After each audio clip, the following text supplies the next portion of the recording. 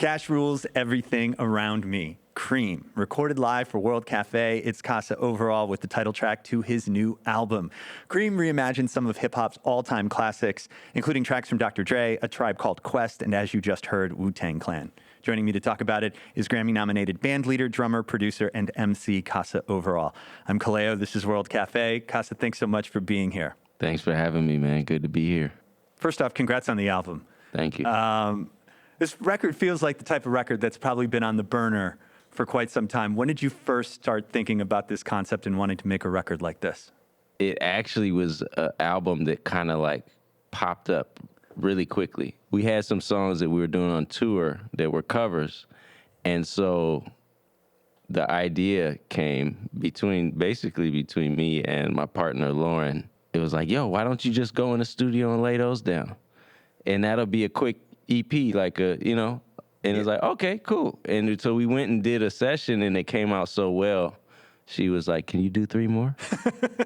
And then I was like, okay. And then we did 3 more and she's like, those are good. Can you do 3 more? And I was like, now I'm really pissed because I'm like trying to go, I'm trying to work on some other whatever. This was an EP, but now it's an album. Yeah, this was kind of like this was the fastest album we've ever made because no way. That conversation started in November of 2024. And we did 3 sessions between November and January of 2025. And it was done. And there it is. There it is. I know that you were at Oberlin College and you were studying percussion and drums and jazz, but at the time they weren't fans of the fact that you were some of your professors didn't like that you were beat making in your spare time. Which love kind of came first? Was it jazz or was it hip hop? That's also an interesting question because music, I think I was learning the language of music before I could fully talk. You know what I mean? Like in, diapers. And in the living room, there was a drum set, a piano. And early on, there was a 4-track recorder. Ooh. That nobody knew how to use. Like my dad kind of collected stuff. He didn't really know how to use it, but he knew that was the thing to use. And there was this other little drum machine that had like 4 little drum pads and a step sequencer. Yeah. And a lot of that stuff I kind of just tinkered and learned, and also fell in love with Rock the House by DJ Jazzy Jeff and the Fresh Prince and Public Enemy. And, so it was all kind of at the same time, but hip hop and making beats and electronics and lyrics and all that was like, this is my thing. Right. Early 80s, I'm a youngster and hip hop is also coming into the world. So, but the drums and Miles Davis and Coltrane and Monk and Charlie Parker and all that was like, my dad was like, yo. And my brother also played drums. He's 4 years older than me. So I was just trying to be my brother. You know what I mean? So a lot of this stuff is very formative. So it's hard to say. It's not necessarily a chicken or egg thing. It's something that you kind of came to over the course of time. Well, I want to talk about this record because it is such an interesting concept. These are jazz covers of hip hop songs, which in essence, some of those songs take from jazz or soul or R&B. I kind of want to know what your philosophy I know it was sort of spontaneous getting into the studio, but tell me a little bit about what you wanted to accomplish, how you wanted to marry these sounds that have borrowed and shared so much from one another. Mm-hmm. Well, I think, as you make something, the philosophy of it kind of crystallizes more. Yeah. The more, as you keep working, you start realizing. But I think what it really is like a circular time travel experience. Okay. Because you have a rap song that comes out in the 90s that samples a song that was made in the 70s. It's like a soul sample or something. Yeah. And then we're repurposing elements of both of those to make a song that could have came out in 1962. And the reality is all of those different genres are connected to this African rhythmic DNA situation, right? They're all coming out of the same language and the same people, just in different times. So what you're doing is you're actually in a creative way, you're repairing generational disconnects. Yeah. you're putting them all back together and to say, okay, the grandfather and the grandson, everybody these are all one family.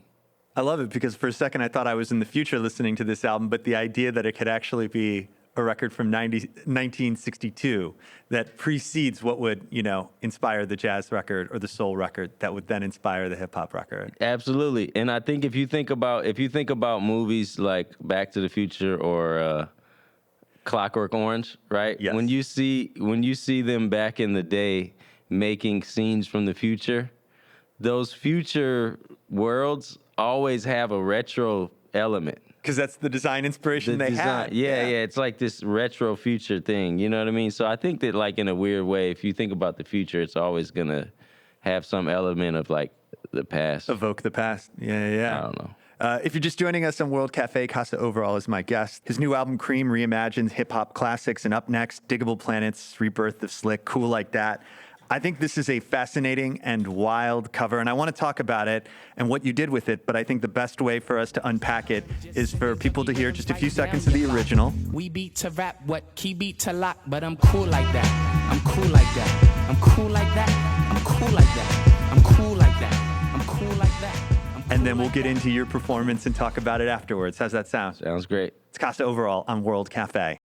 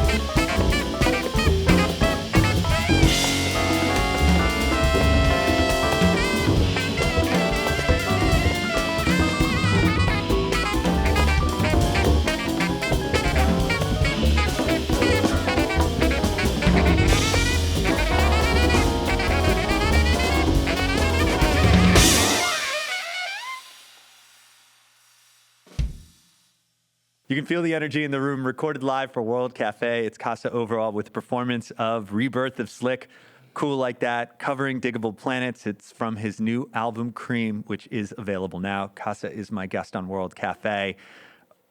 So this is a wild cover. I loved this. You toured and played with Diggable Planet. So this is a song you know well. How did you want to approach this? Because it just feels wild. It feels like a different song. Yeah. I think that with a lot of these songs, one of the ideas was like to just go opposite, you know, or to go like totally unexpected, you know. So the song is cool like that. Ishmael Butler, aka Butterfly, is probably one of the coolest people I know. You know what I mean? Like just talking to him, you feel like you need to calm down a little because he's so cool. Yeah. You just be like, yo, what's good? Yeah. Okay. What's good? You know, so you gotta, so to do this cover, but like high energy turned up, you know, it's kind of like an opposite day kind of thing. And I think that some of the approaches to these songs kind of came from a humoristic inspiration. I don't know if humoristic is a word, but you know what I mean? Yeah, I think there's a lot of reverence and self-seriousness sometimes. Yeah. When songs are being covered, we have to completely treat it with respect. But some of these songs are really fun. They're a good time. And I don't think that like going away from the original space is disrespectful, you know? And I think that like the respect comes from like doing your homework, you know? So like we know the tune, and I've been inside that recording since I was a little kid, you know what I mean? And Ish used to play the sax back in the day, and he's like, he loves jazz. So I felt like him being extremely inspired by all the greats from back in the day, for us to take one of his joints and then do, you know, try to do what the greats would do with it, would kind of make him go like, oh, wow, you know? And he did. I sent it to him like soon after we recorded it, and he was hyped, you know? And I think that let me know we were on the right direction. That's awesome. You don't run into many songs with a 15/4 time signature. Where did you dream that up? Because I was like, 15/4? Am I missing don't know, something? Man. I think that like, if anything, the hook is very simple.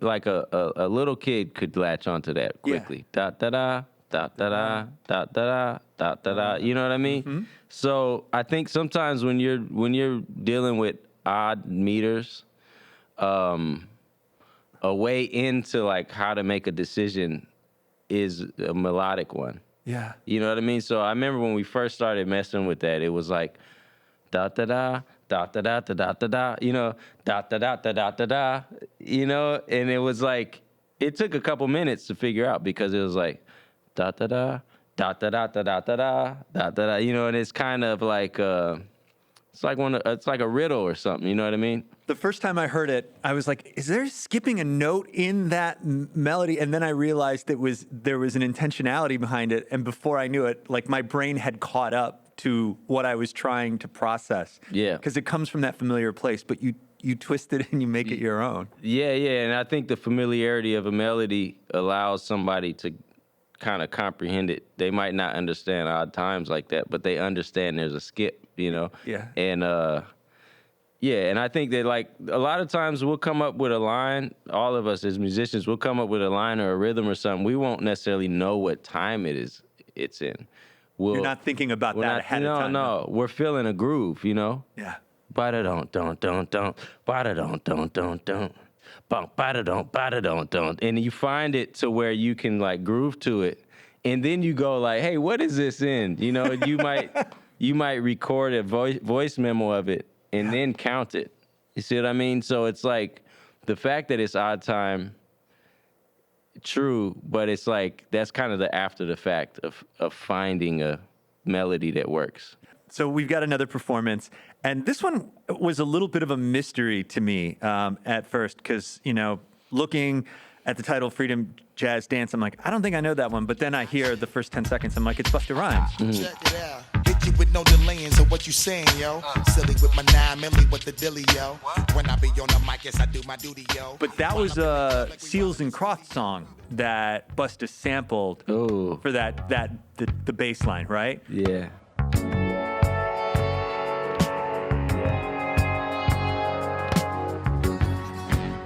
So, but Freedom Jazz Dance is also an Eddie Harris piece.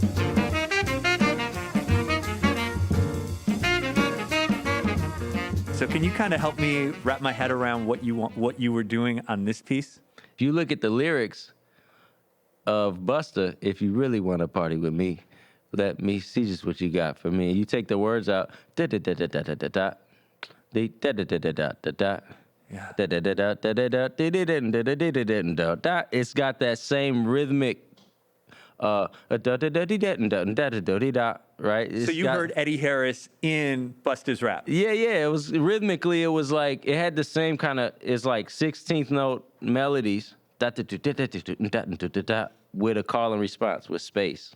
So if you line those up on top of each other, it's insane. Even the pockets feel similar, and that's what we're talking about with the African rhythmic DNA thing. It's like, it's not just 16th notes, but it's the way it's phrased. So that was kind of how it started.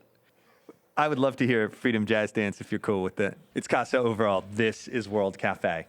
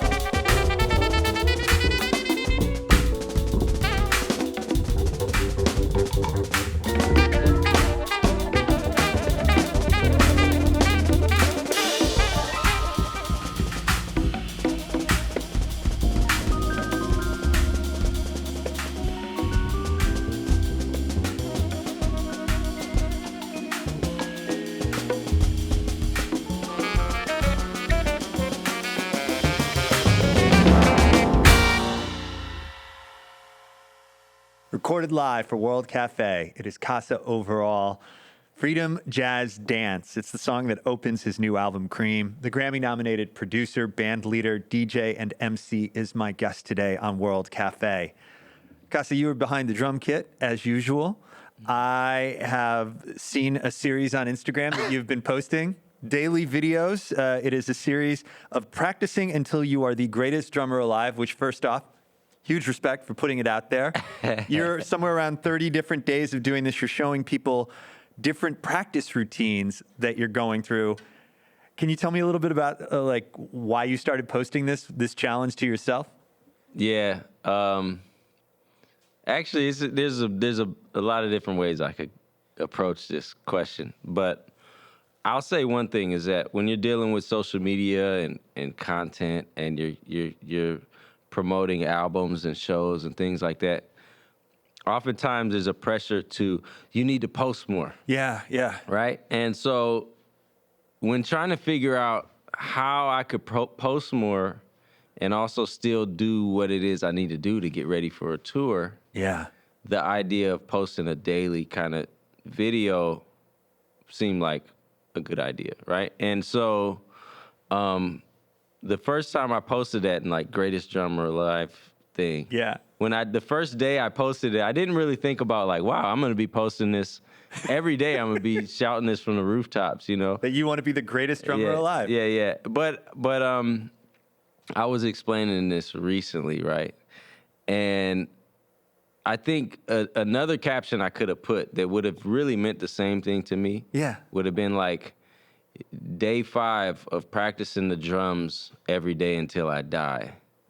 You know what I mean? Totally. Because the reality is the idea of the greatest drummer alive thing, that's just something to get you out of bed. Yeah. It's not that the reality is, I don't know if I got it. I don't really, or I'm not even concerned with that. You know what I mean? The reality is that's not really, the goal is to be like the best I could be at 42 years old with a year-old son and like hopes to be a producer, a songwriter, to write pop songs. Like there's a lot of stuff. If I was gonna be the greatest drummer alive, I'd have to cut off everything. Right. Stop brushing my teeth and practice the drums like 13 hours a day. You know what I mean? And then even then, there are no guarantees. But I think the mindset is right, which is it's not about the end of the journey, or the destination. It's about the journey to it. Exactly. So, you know, some of these routines are blowing my mind. You're working with your feet on drumming, you know, or getting your feet to catch up with your hands, as you say. Mm-hmm. The thing about practicing every day, especially at this age, you start to really realize what's holding you back, you know? And the reality is I got hands. You know what I mean? I've been dealing with the hands for over 30 years, right? Yeah. But my feet really are like middle school reading level. You know what I mean? Like my feet are Your just feet are not remedial, man. They're feet are remedial, bro. They're remedial. I'm telling you, I could show you some drummers on Instagram and you'd be like, okay, yeah, you need to go practice. Like these cats are like, they're having conversations with their foot. You know what I mean? Yeah. And so like, I'm really just trying to get my foot popping. I think once that happens, like I'm actually gonna have a quantum growth moment as far as the drums go. And Dude, that's great. Yeah. This is World Cafe. Kassa Overall is my guest. The new album is C.R.E.A.M. We've got one more to get to. I love this Outkast song, Spottiottiedopalicious. It's Kassa Overall here on World Cafe.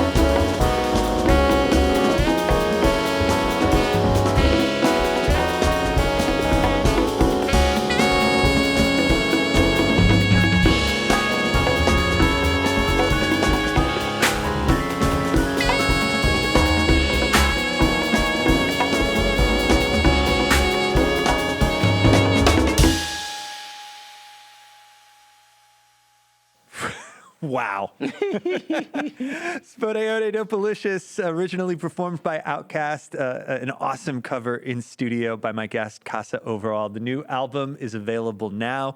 It is called C.R.E.A.M. Kassa, this was an absolute blast, man. Congratulations on the album. I hope you have a wonderful tour out, and please come back and see us again soon, all right? Thank you, man. Thanks for having us. Shout out to everybody. You got it. Kassa Overall, folks. I'm Kallao. We're back in a minute with more World Cafe.